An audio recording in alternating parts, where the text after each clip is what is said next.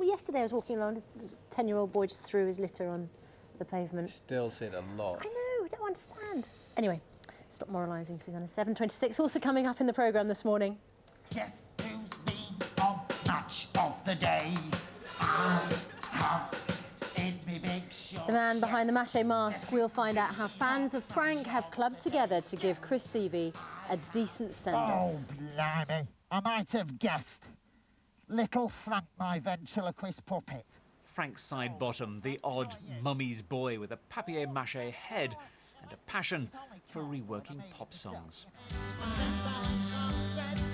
He was generous, frustrating, creative, hilarious, mischievous, and genuinely, I think, one of the very few people in my life who quite honestly, I would call a genius.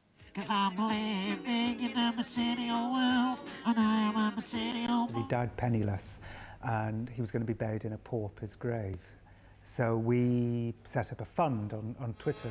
By the end of the day, we'd raised £20,000. Of course, beneath the mask was a real man, former punk singer Chris Seavey. It was really, really great company, although often sort of slightly dangerous company to keep. What was Chris like? Difficult, very difficult. Chris was incredibly creative. When he had his head on, he was Frank, and when it was off, he was Chris. So you couldn't call him Chris with the head on? Definitely not. No, I got a real good stern talking to about it once, yeah.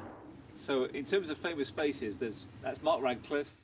And just look at who worked with him over the years. Chris Evans, Carolina Hearn, Mark Radcliffe, John Ronson. This is the Frank mosaic, by the way. He made money, spent it, and watched others become more successful. Why? Well, perhaps this might give us a clue. I remember one time we played in Dudley, and there was like 10 people in the audience, and they just completely ignored us for the entire gig and got out of football and split into a five-a-side team. And we were like playing away on stage, completely ignored. And as we went off stage, he took off his head and said, "Best gig ever." Especially where the... David Sillito, BBC News, Timperley. Thank you.